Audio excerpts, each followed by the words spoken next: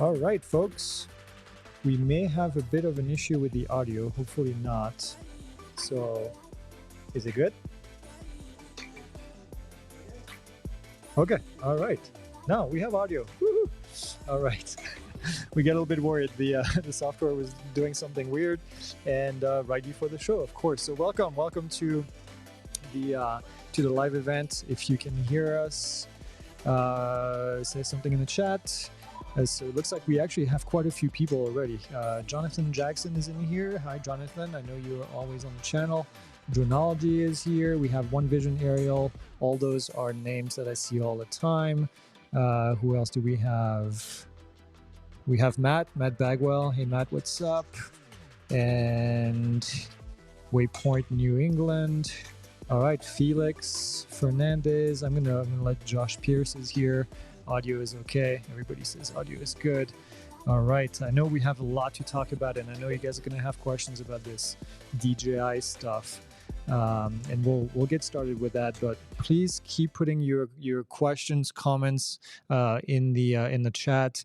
We have Jason in the back room that's filtering through the comments and sending them over to me, so I don't have to read everybody's comments. It gets pretty busy in here, so say a big thank you to Jason back here. Jason actually said for every question that I get right, he's going to throw me a piece of chocolate. So that's a good motivator. I like that. What else is in here? Yeah, so we've had, I don't know if you guys saw, we just posted a video this morning. We had quite a bit of fun recording.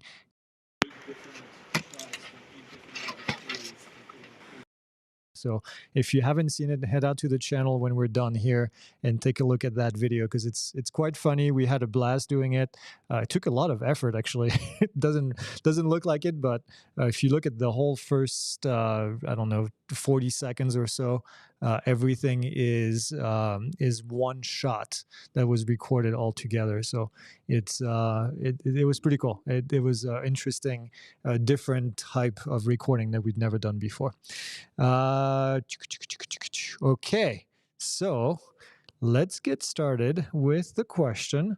We have. So I think Jonathan started this talking about the DJI issue.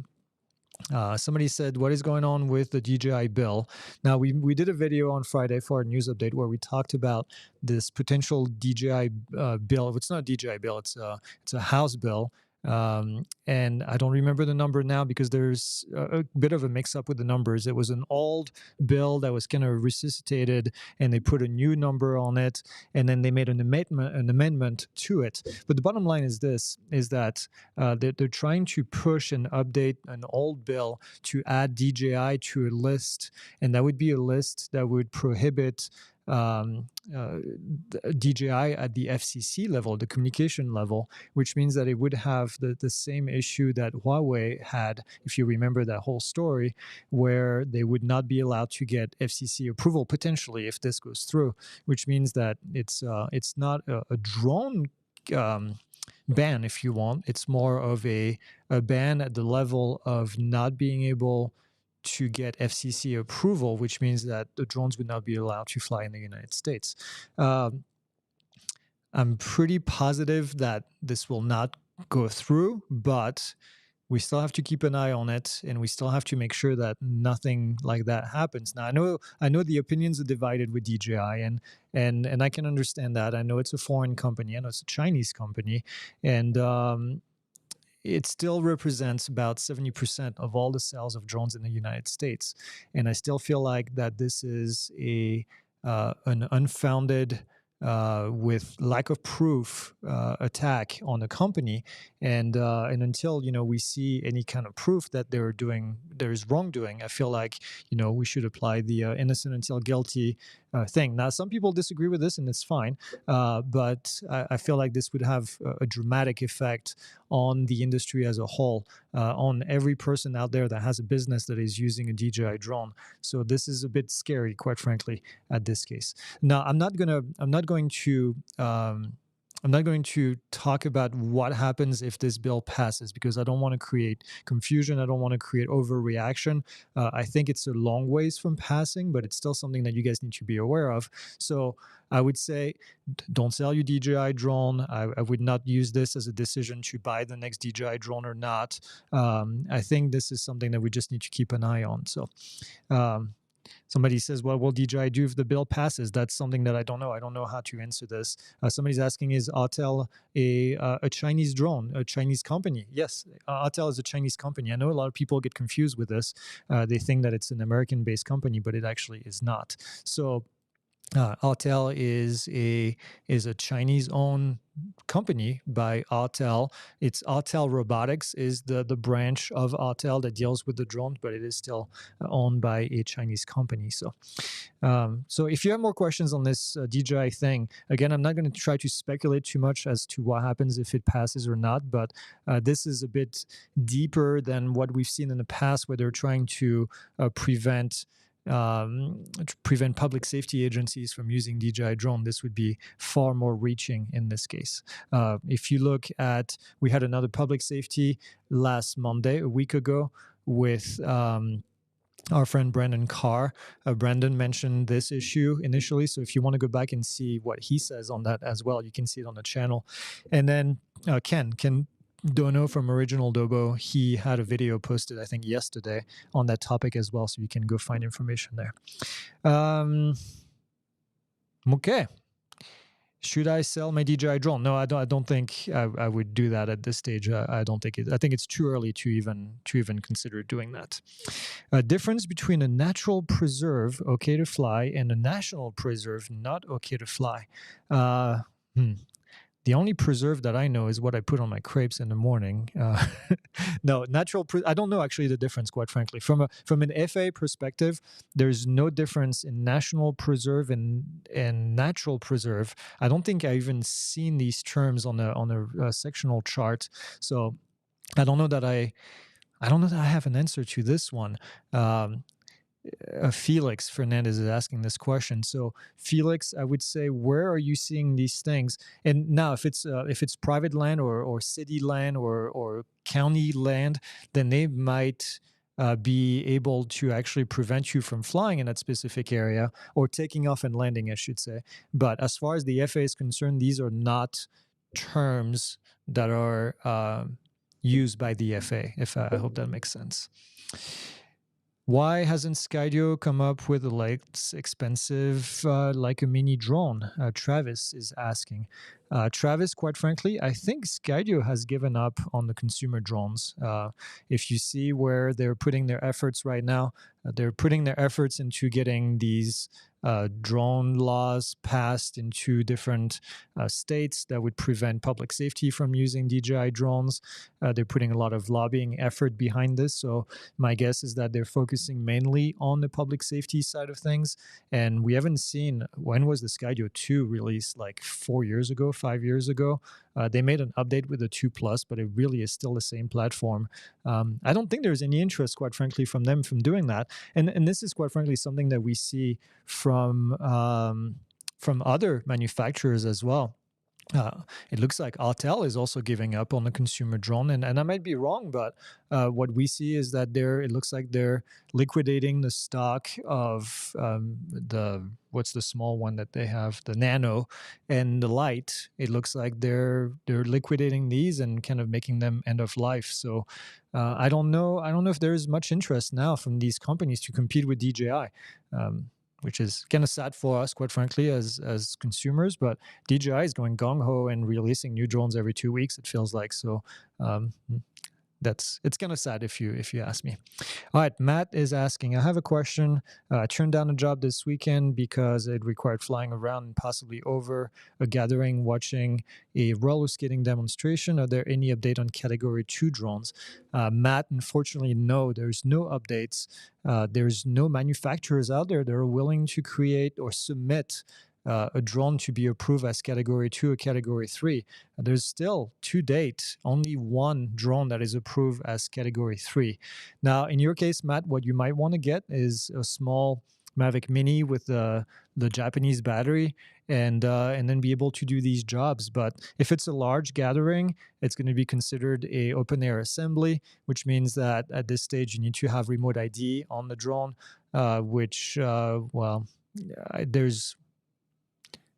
there's not a whole lot of solutions right now to make a Mini 2 remote ID compliant with prop guards and a small battery and still be under 250 grams. So that's going to be a bit of a difficulty to do this.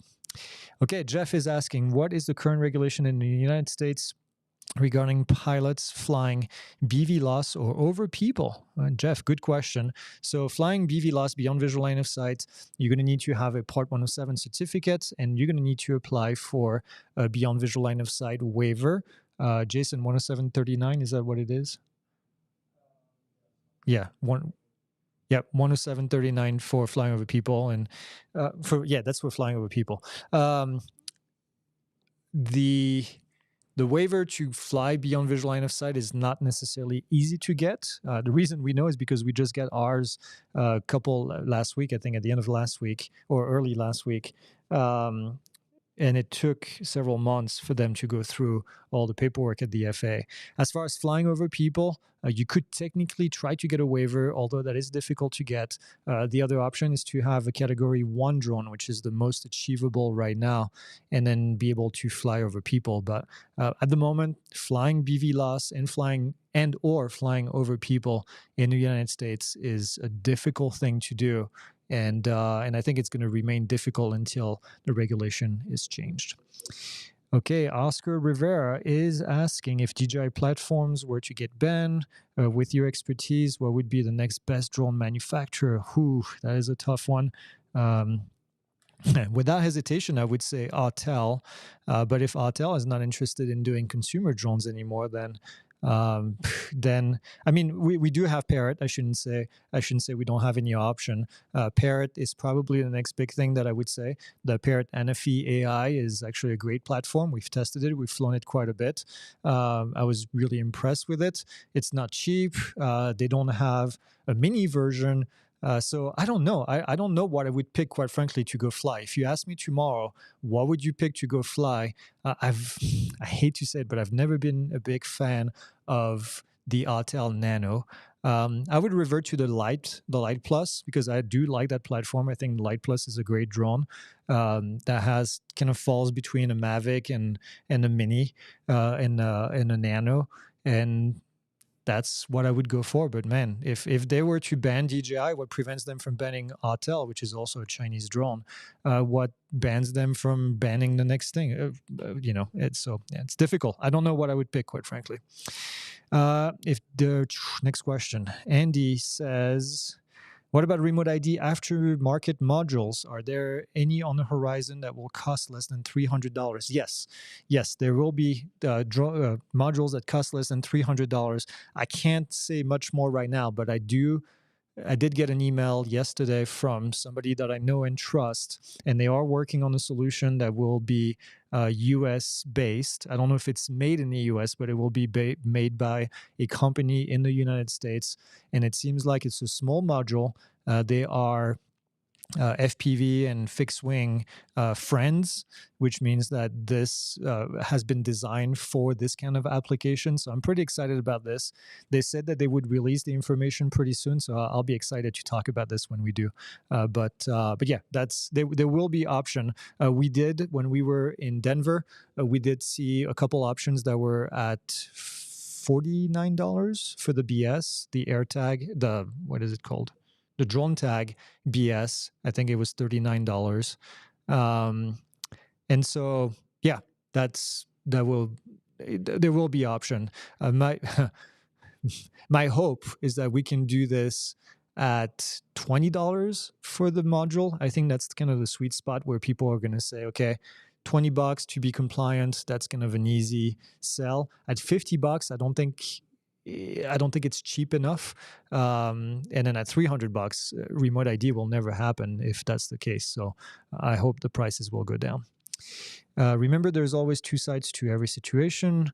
We have bought land for privacy. We have come to face with a drone on our large piece of woods with pond what right do we have with trespassing? So, Marty, unfortunately, you do not control the airspace over your property. And I say this in the nicest possible way, but um, there is no situation where you can prevent somebody from flying your drone over the property. Now, you do have expectation of privacy inside your house.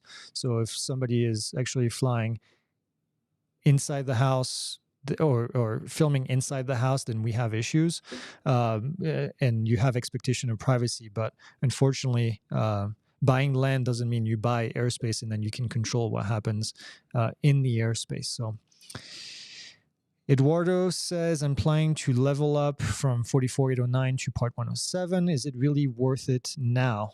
Eduardo, there is quite a few advantages to getting your Part 107 certificate.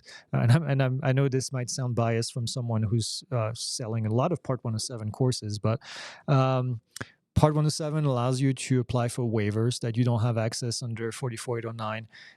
It allows you to, especially to fly over a specific altitude in a grid. So if you have a grid where there is a 50-foot limit, under Part 107, you'd be able to apply to fly at maybe 100 feet. Under 44809, the recreational rules, you'd only be able to fly at 50 feet or up to 50 feet. If you wanted to fly in a zero grid, then you would be able to do that under Part 107. There's quite a few advantages to getting this. You have the ability to fly over 400 feet potentially by being within 400 feet of a man-made obstacle. That's not available under 44809. And then I don't remember what else. I think there's one more. I should know this because people ask that question all the time. But yes, there are some advantages for having Part 107. So I think for the cost of entry, if you think about it, if you wanted to study on your own, which is fine, that would be $175 one-time fee, and then you're done. You have your certificate and you're ready to go. If you add a course like ours, $149, then you're in for $325, and then you have basically unlimited access to our course. You get to get recurrent training. You get to do all these things. It's really, it's up to you if that's a good enough investment and with return on your money. Okay, are there guidelines? This is Daniel Dixon. Are there guidelines for how low helicopters can fly? There are lots of them in downtown Atlanta during the day, and it would help to know, especially given the obstacle with the buildings. No, there is no real guideline as to how low helicopters can go, and that's a bit of the issue and the conundrum right now in the industry, is that helicopters are allowed to fly in the area where drones are also allowed to fly, and of course drones have to give way to helicopters. But I'm going to say at any time you could be faced with a helicopter, especially in an urban environment like this, where you have tall buildings and you have maybe weird echo going around. You may not hear where the helicopter is coming from. So definitely something you have to pay attention to. Hopefully, maybe Daniel, you have a drone that has ADSB in, which means that it has the technology to receive the information from the actual aircraft, so it tells you where they are. Although I'm guessing if you're flying in Atlanta, you're probably flying pretty close to the controlled airspace. So I'm guessing ADSB would be required. And downtown Atlanta, I think, is within the Mode C Veil. So I would guess you would have all aircraft flying would have to have ADSB, which means that you would be able to capture their information from your drone. If you had an Autel or a DJI drone, these two brands have ADSB receivers, so you'd be able to see that. So I would rely quite a bit on that, quite frankly, especially if I know I'm in an area that requires ADSB. But no, as far as altitude, helicopters can fly as low as they want within certain limits. Flight Radar. Flight Radar 24. Ethan is saying download Flight Radar 24. That would also help you if you don't have ADSB. It will give you an almost live bit of information. Now, you'd have to keep paying attention to it or have a visual observer pay attention to it if you know there's helicopters in the area, but it'll at least give you an idea that somebody might be getting close. YouTube, somebody says Rambling Man, Moto, and Drone. That sounds like a cool channel. I have registered a DJI Mini 3 Pro under Part 107. Something broke and DJI is going to replace under warranty. Do I need to cancel the old one and pay a fee to register the replacement drone? Yes, absolutely. Different serial number. That's the controller serial, the flight controller serial number. If that's different because they send you a different drone, then yes, you need to cancel the old one and then do a new one. So $5 again for 3 years in this case. And boy, is that all the questions we have? Is everybody? Ooh, did we have issues in the? Oh yeah, look at that. We're getting spammed. We're getting spammed. Okay, well, you guys. Let's put them in timeout. Timeout. You are out. Oh, wow. Yeah, we're... All right. Well, I'm going to read the questions. Don't worry about it, Jason. Keep cleaning up. I'll go read the questions. And then watch the... Okay. All right. Let's see what's going on. Sparky's in here. Sparky. What's up, Sparky? Of course, you would say that, Sparky. I'm not going to say what he said. Sparky says, I just saw myself in your ad. That's right. We feature only the best. Okay. I have registered the Mavic 3. Okay, there we are. Okay, please delete the blah, blah, blah.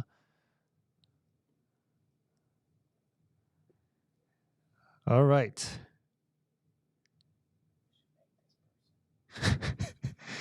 I feel like one of our competitors...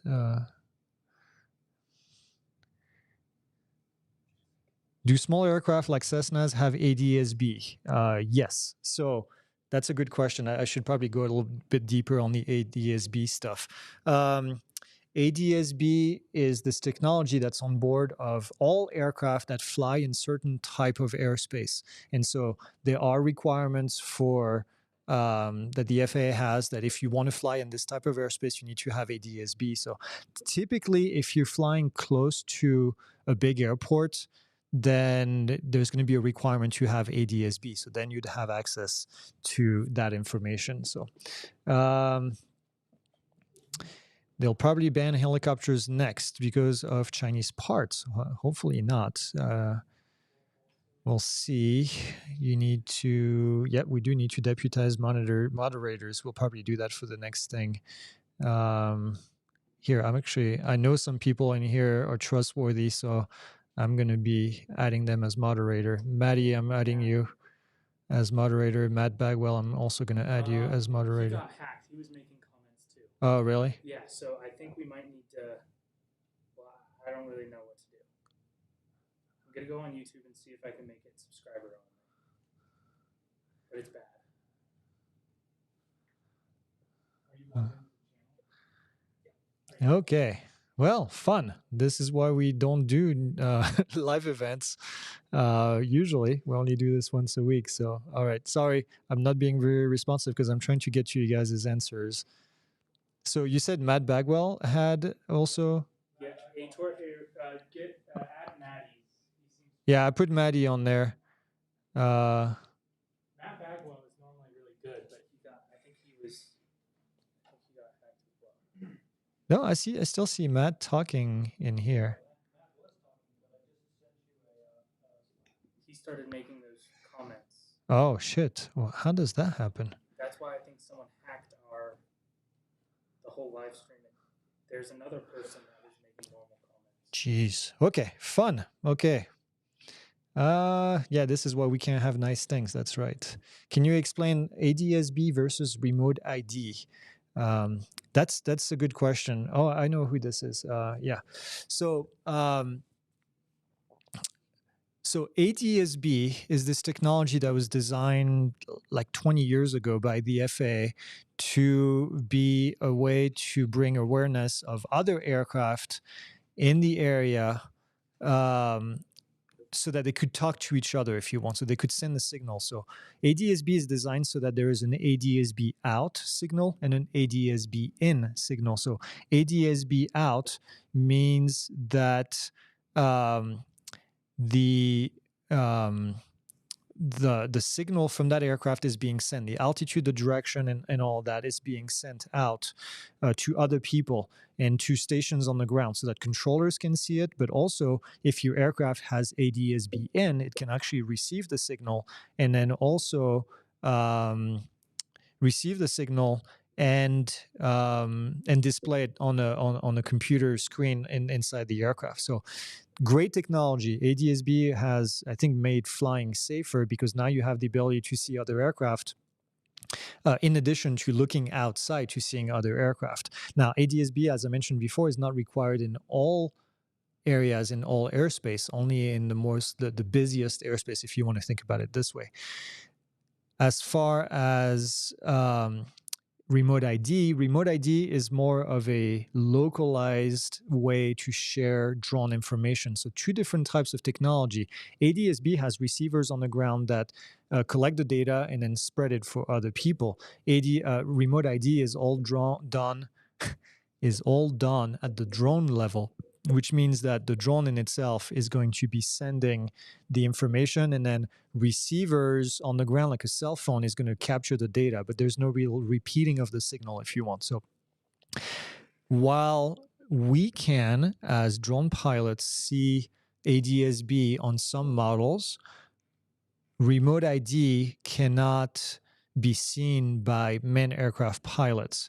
And so that makes it a bit more difficult. Now, to be fair, when I'm flying my aircraft around in the aircraft, I don't necessarily want to be bothered with seeing a bunch of drones on the screen because I don't know what altitude they're at. I don't know. And I have priority, quite frankly. So because drone pilots need to give way to other aircraft, it's good for drone pilots to know where manned aircraft are located.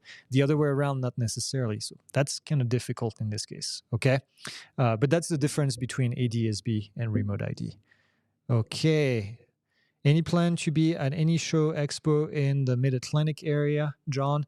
No, not anytime soon. We're going to, we have a team going to Ohio for Flight Fest. That's coming up. Then we'll be at Oshkosh in Wisconsin. That's in July, at the end of July. Then I think September we're off. And then we have, no, not September, August we are off. September we're going to be in Vegas. And then I think I'll be in Colorado in October. So that's kind of the next couple of things that we have in place. Okay. Did things kind of slow down in there? Matt said he didn't get hacked, but I have a screenshot of his.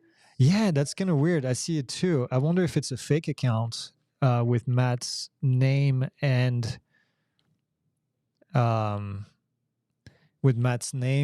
his thumbnail and everything, which hackers have done. So weird. Okay. What else do we have? Where in Ohio? We'll be in Malvern, Ohio. That's where Flight Fest is. Go to flightfest.com. You'll be able to see more information there. Will the smart controller be compatible with the Mavic 3 Pro? Smart controller, that's the original one. I don't think so. 123 drones. I don't think it's going to be in there. Jason, are you all caught up? Okay. We turned it to subscriber only. Oh, okay, cool. Okay, I've registered my Mini 3 Pro, blah, blah, blah. Prices of drones and days. Would you recommend buying a refurbished platform? Oscar is asking. That's a good question, Oscar. If it's a refurbished from, and people might disagree with me on this, but if it's a refurbished from the manufacturer, I would absolutely look at refurbished drones. I've actually bought refurbished computers before from Apple and refurbished iPads from Apple, and they've always performed really well. So if it's from the manufacturer and the manufacturer is pretty reputable, I would say yes. If it's from somebody who's refurbishing them, I don't know that I would. But in this case, you can get good deals by doing that. James say, I got my Part 107 and would like to start a small aerial business. Any advice how to get clients? James, that's a good question. So my advice is do some research, okay? And I'm going to say this and it's going to sound like old school, but do a business plan. Spend time writing a business plan. And I hate to try to sell courses by being on this platform. That's not what it's for, but we do have a great drone business course available on our platform. And it's going to walk you through 24, 25 steps of things that you need to do in order to start a business plan. And the reason I recommend doing this is because you will do a ton of research before you invest any money. You'll have a better idea of what you need to do to get this business to be successful. I'm going to ask you a ton of questions in that course, and I'm going to not only ask you questions, but I'm going to walk you through how to answer these questions, but some questions that you may have never thought about before.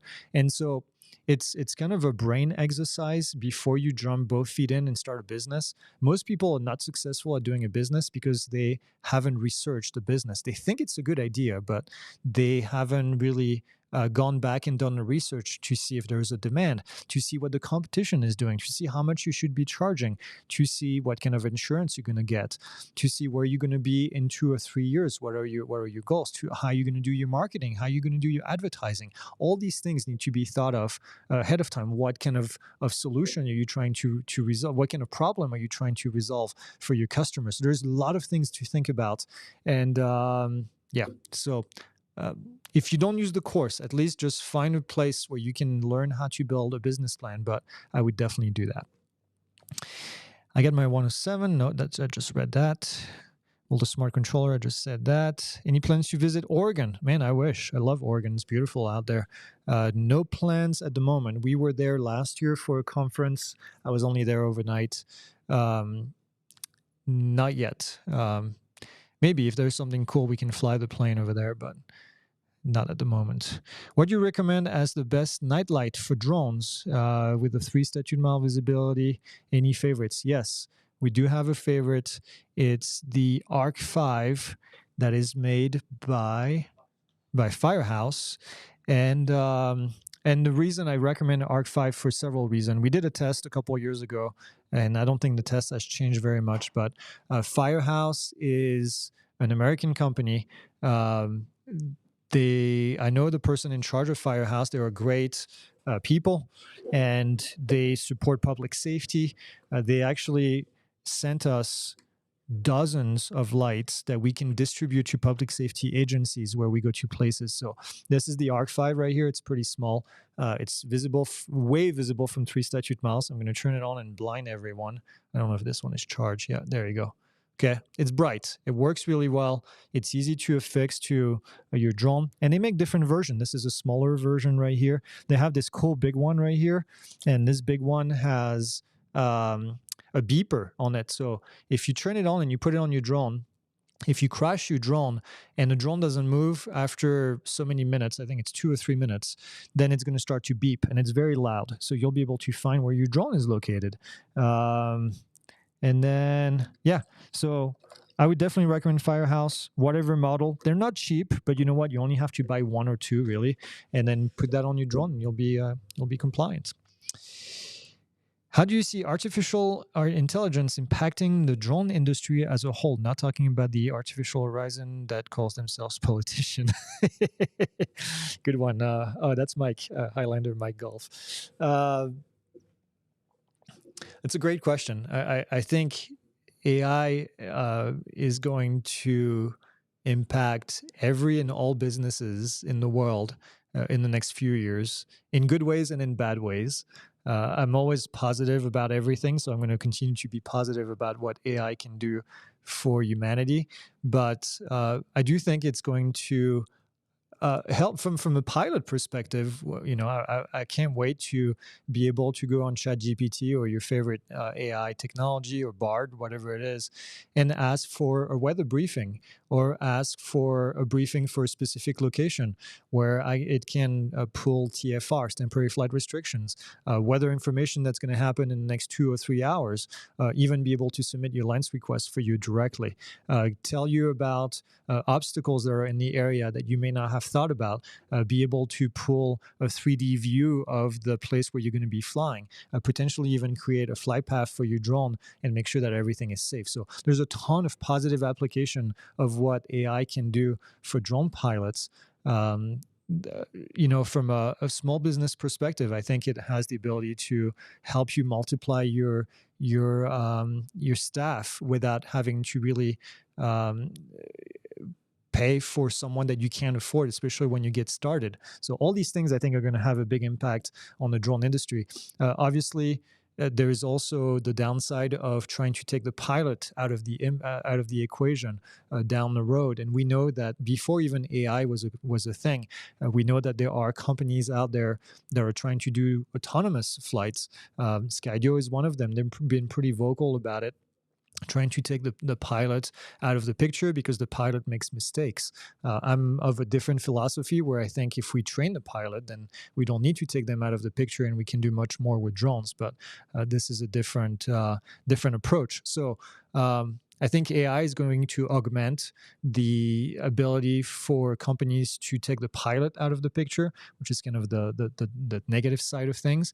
But we'll see. I think AI has the ability to help pilots with data analysis, the drone collecting data and then using AI to create reports of roof inspections, of counting things. We were watching a presentation one time at a conference. I think it was DJI Airworks, and BNSF, the train company, the railroad company, was using a drone in a box to count and account for different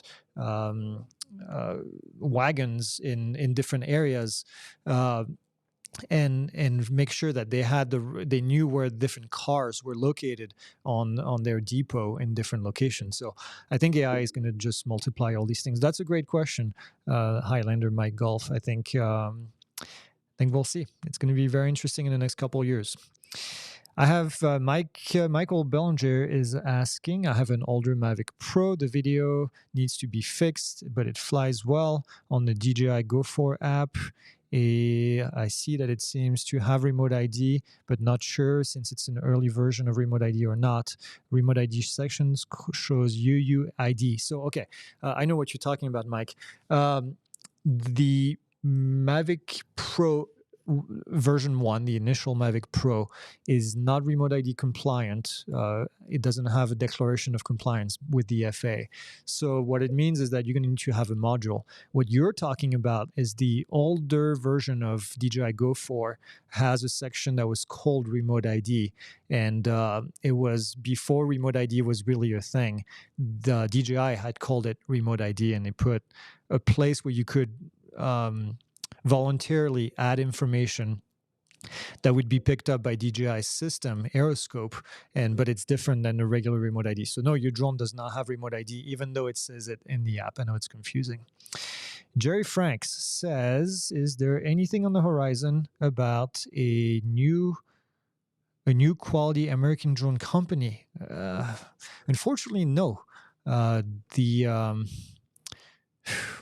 The incentives, let's put it this way, for joining the battle at this stage for any company from anywhere in the world is very low because the competition is fierce. You're competing with DJI that has millions, maybe even billions of dollars available to do research and development, to manufacture, to do all these things.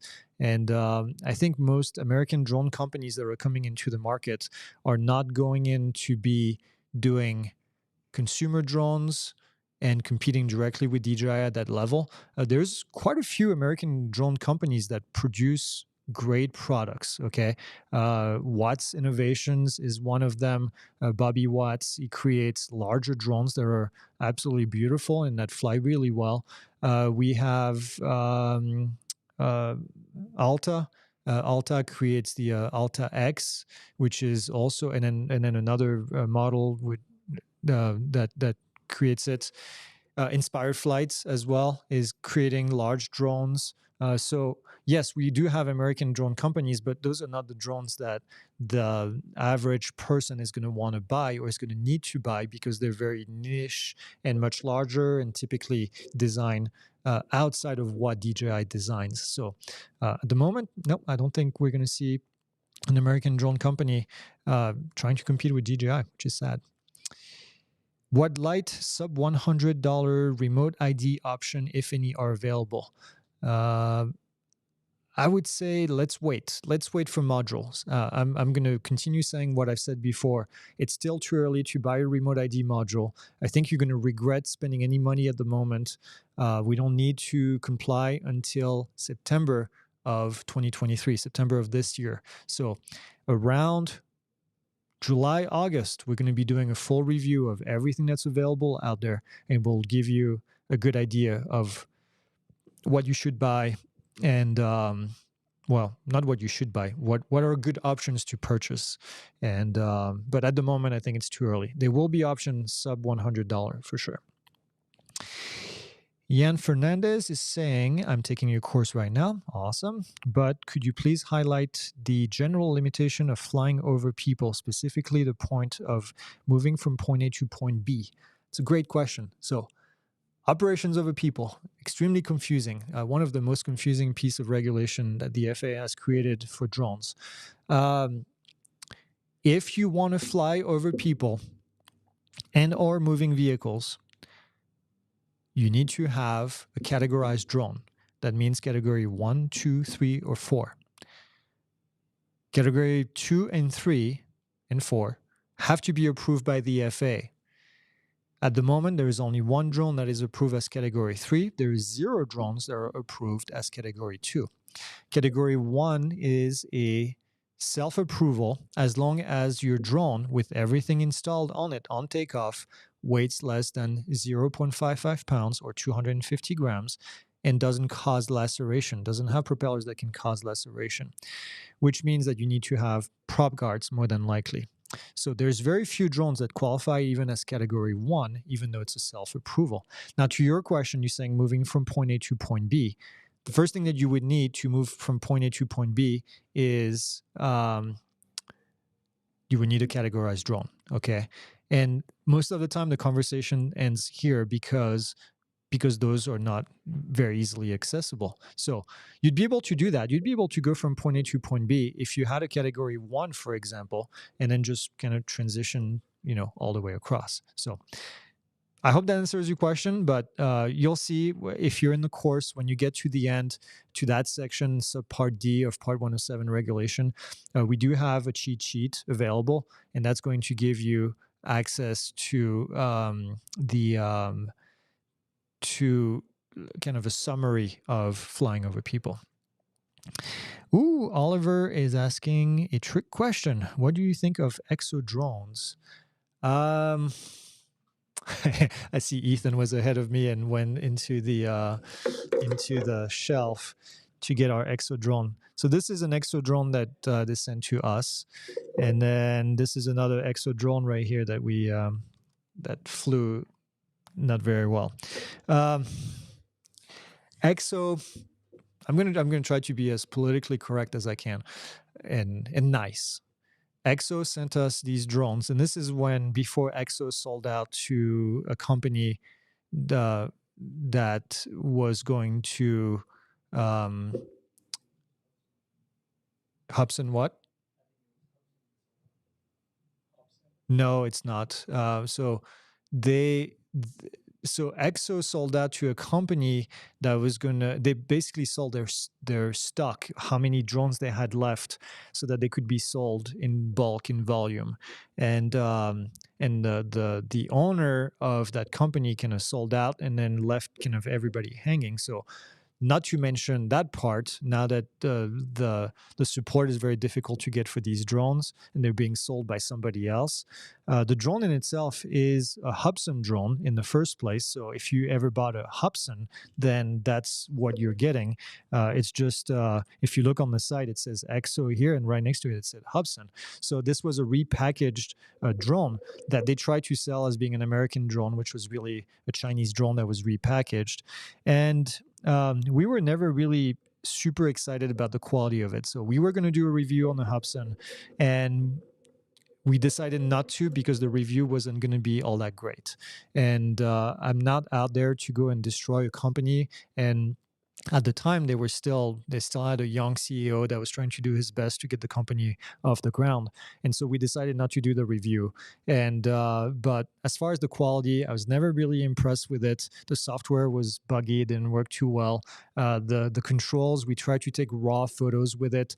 It looked like you had an Instagram filter on top of the photo. It was never really great quality. So um, I'm going to say I would abstain from getting a Hubsan. I would abstain from recommending getting a Hubsan at this stage, and looking at something else. They're not cheap. Some of these drones are like in the $700-800 range. And I think for the same price, you could look at Autel, you could look at DJI, obviously, you could look at Parrot and see much better quality, I think, and something much more reliable from a company that still is around. So that's what I'm going to say about this. Felix is asking any update on the Iowa bill. Which one was that?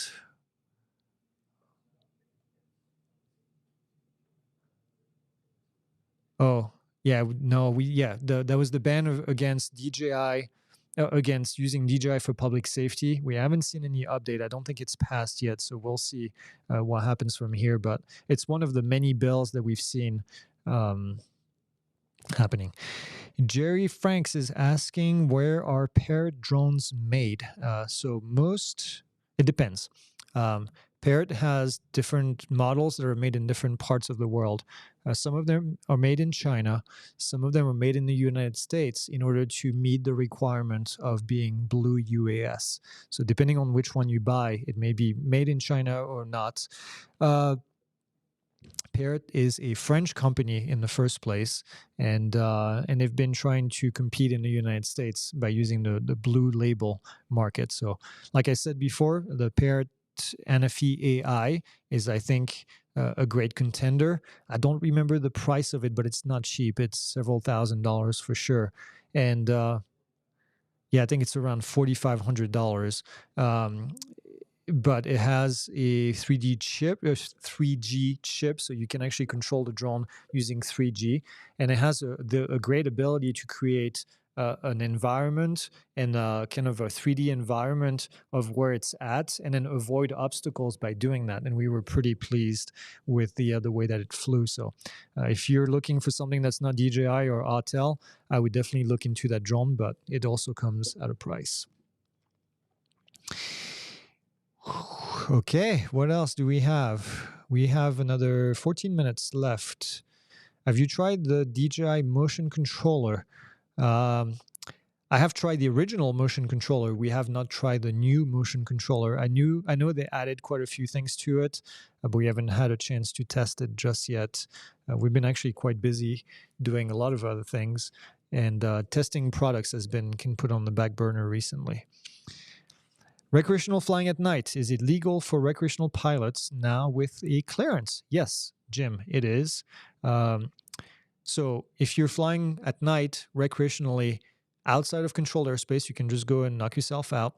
If you're flying at night in controlled airspace or airspace that requires authorization, then you can get now approval on the FAA drone zone or using your favorite lens providers such as Aloft Air Control. This will help you with getting approval. So yes, now you can. In the past, you couldn't fly at night in controlled airspace. Now it's all been cleared. Make sure you have a light on top. And also, I'm going to add this, make sure that you follow community guidelines for night flying, because each has a different, each CBOs, community-based organizations, have a different set of guidelines. And then the lights need to be visible from 3 statute miles. Yes. Why does Washington State require drone operators to register their drone with the State Department of Transportation? This is something that we see that is similar to what North Carolina did, which is a state registration for drones. In Arizona, you also have to register your aircraft, your manned aircraft, full-size aircraft, with the state as well as with the federal government. So it's just an additional just an additional registration requirement. Now, we know that there's a new director of aviation in Oregon. Oh no, this is Washington. I'm sorry. Then I don't know. I'm gonna say it. What is the percent chance that the ban goes through?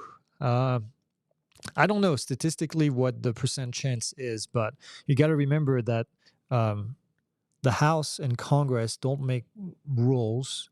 The president still has to sign off on all of this. So who knows? At the moment, we have a divided House and House and Senate, and of course the president in the middle of all that. So who knows how they're going to be fighting for this. The bill was Republican based, and I'm not getting into politics, but the bill was proposed by 2 Republicans. So we'll see based on politics where this goes. My daughter flies RC airplane, not an RC field. Would she be required to have remote ID? Yes, Jerry. So Jerry, that's going to depend if the field at which you're flying is going to get approved as a FRIA, as a FRIA. I like to say FRIA because I think it's funny. Oh, the spammers are back.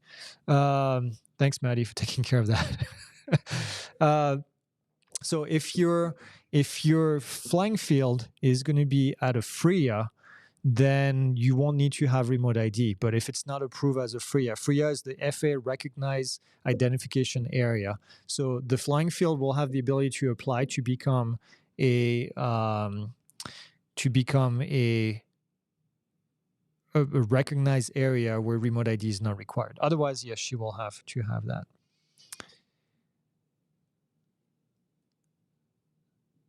Jimmy says, I have to laugh. I'm old enough to remember dozens of occasions when launching model rockets and Chinese lanterns passed through controlled airspace, and there was never any issues. Yeah. You know, a lot of people long the time when you could fly small aircraft, even at airfields, which happened a lot around the country for many, many years. Unfortunately, the advent of multi-rotors like these created the ability for people to fly from anywhere, which I think is why we have more regulation, unfortunately. The bad people created more regulation. Does Washington State own the air above its ground? No, nobody does. The FAA is still in control of the airspace. But the registration thing, Bob, if you're asking about this, the registration thing doesn't have anything to do with owning the airspace. It's just a registration requirement, like your car registration, your bike registration. So they can decide that if they want you to register your lawnmower, you have to register your lawnmower. That's just a state requirement. What do you think the future will look like for flight beyond visual line of sight? That is a great question. Flight beyond visual line of sight, I think, is going to happen eventually. I think the FAA is going to come to their senses. They're going to have enough information. They're going to feel comfortable approving flight beyond visual line of sight as a routine thing. I think the FAA is learning about drones. They're being very cautious early on, and I think they're letting more loose as they go. And we saw that with night operations. A couple of years ago, you needed to have a waiver in order to fly at night. Now we don't. Now we can do this by simply just flying around. So I think the FAA is realizing all these things, and I'm hoping that we can get to that stage where beyond visual line of sight flights are routine. Jimothy is asking, is the list of declaration of compliance for drone for remote ID for drones that already have it internally installed or drones that need a module? Okay, good question. The DOC list, the declaration of compliance list, is a list for drones that are already approved internally. Okay, so you buy the drone, it's got a remote ID in it. If your drone is not on that list, then you need to use an external module in order to meet the requirements of remote ID. How long does Part 107 certificate last until it expires? Bob Harvey. Part 107 certificates are good forever. I know it's going to sound weird, your currency expires every 2 years. And there's a reason I'm saying it in this order. I'm saying it this way. So your certificate never expires, your currency expires. So after 2 years, if you decide not to get current, you still have your certificate, still valid. You just cannot exercise the privileges of your certificate until you become current again, which can be done online for free with the FA. Matt is asking, what's your opinion on the FA FAST team? I had a state rep reach out to me to interview. Do it, Matt. I think FAST team is great. I'm a FAST team member. I'm actually one of the few FAST team rep in the country that's nationwide, not assigned to a specific region. But we do work a lot with the FA and with the FAST team. FAST team representatives are volunteers that help the FAA spread the word, the safety word to the community. So if you're into giving some of your time to help the FAA, please do it. I think it's a great program. So I would highly recommend anybody who's knowledgeable about drones and wants to help the FAA to join. It's free, but it also is going to cost you time. And but I think it's a great cause. What counts as flying over people? For example, does flying over houses where people could be present, but you don't see anyone directly under the drone count as flying over people? Good question, Steve. The answer is no. If people are inside of a building with a roof, then they're not considered flying over people. You're just flying over a roof. Flying over people is basically this: any part of the drone being over any part of the human body, that's flying over people. That's the easiest way that I can explain this. Okay, what else do we have? How do you join the FAST team? Jonathan is asking, I'm guessing. Go to fasafety.gov. There's going to be an application process for you to go through. They're going to ask you to find, to explain why you should be allowed to be a FAST team rep. And then you need to have some experience that you can show them. And then they'll make you a FAST team rep. So the FAA has two things. They have an FAA FAST team representative, and then they have an FAA FAST team drone pro. The drone pro is the drone side. The FAST team representative is on the airplane or helicopter side of things. You do need to have a 107. Yes, you would need to be pretty experienced in order to be a FAST team representative. And then Bob is asking, do you do recertification? Do you do a test again? No, you do not do a test again. Well, yeah, you do, but you don't have to do the written exam like you do for the initial exam. You're going to need to do this online on the FAA website, and it's going to be free. So it's easy to get current again at the end of your expiration. What does the FAA care about little kids with little toy Amazon drones?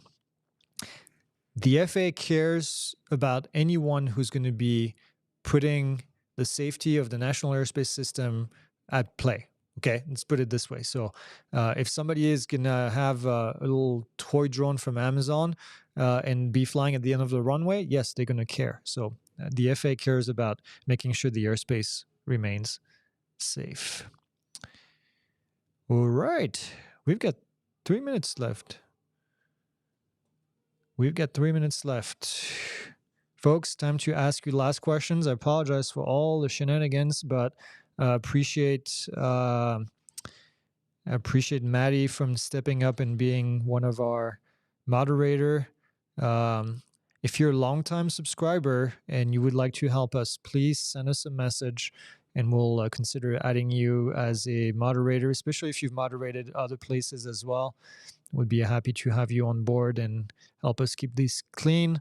I know Ethan turned on the requirement to be a subscriber to join. I hate having that in place, but if this gets rid of all the idiots out there, the drone turds, then that's what we'll have to do, right?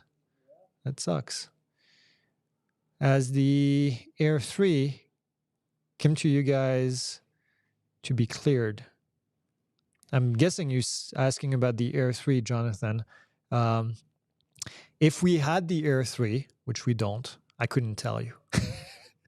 When you get stuff from DJI early, you are under strict no disclosure So I wouldn't be able to tell you, but no, we don't have it. Do you ever use FPV goggles for either recreational or practical purposes? Just curious about your personal opinion. The only time that we've really used FPV goggles is when we fly FPV drones, but we haven't really used them. I know they're available now in some DJI models that are not FPV drones. We haven't used them. Although I can see that being quite useful, actually, to frame your shot and being able to just see everything right here without having the sun come through it. So it'd be pretty cool. What else do we have? Somebody says, have you crashed any more expensive DJIs? No, that was my first and last. Actually, we found out exactly what happened. It was what we thought had happened, which is we had emergency stop of motors turned on or turned into any time in the settings by mistakes. We don't know how it happened, but somebody in our team must have turned it on at one point when we were doing testing and never turned it back off.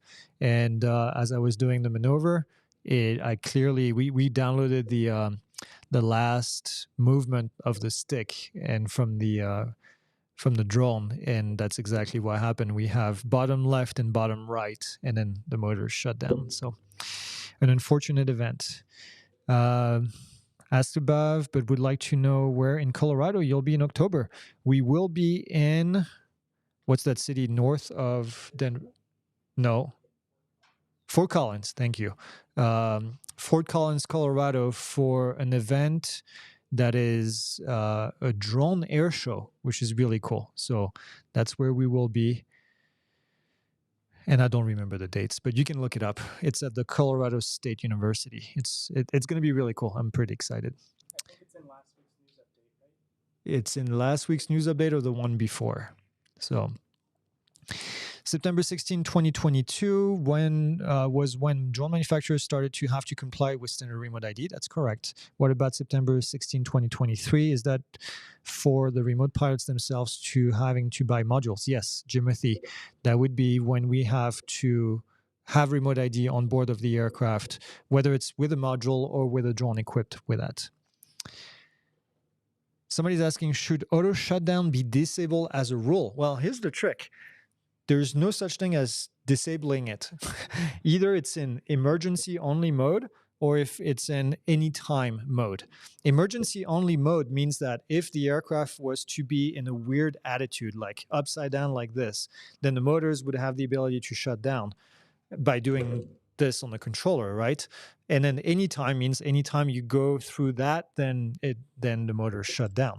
So there's no turning it off. Off would be emergency only. That's the way that it should be by default, and that's the way that you should leave it. For us, somebody in our team at one point turned it on, aka put it as anytime or every time or all the time, whatever it's called, and never turn it back to emergency only. So that was our problem. All right, folks, it's 5 o'clock somewhere. It's 5 o'clock here, probably not where you are, but thank you for watching. Somebody's asking, I'll do one more question. There was a video of a paper plane being thrown at a major sporting event. No, paper planes are not radio controlled, so there would not be an issue in this case. All right. Thank you guys for watching. Next week, we will have more. Yeah, I'm sorry, I'm reading all the comments and not looking at the camera. Next week is our airplane version. We do an airplane one every other week and then a drone one. So we'll see you for this one in 2 weeks. We'll see you next week for an airplane question. If you're interested in airplane, go to the airplane channel, come to the live and ask your questions. And then in the meantime, we'll make sure that the scammers and the spammers stay away. And thank you for watching. We'll see you in 2 weeks.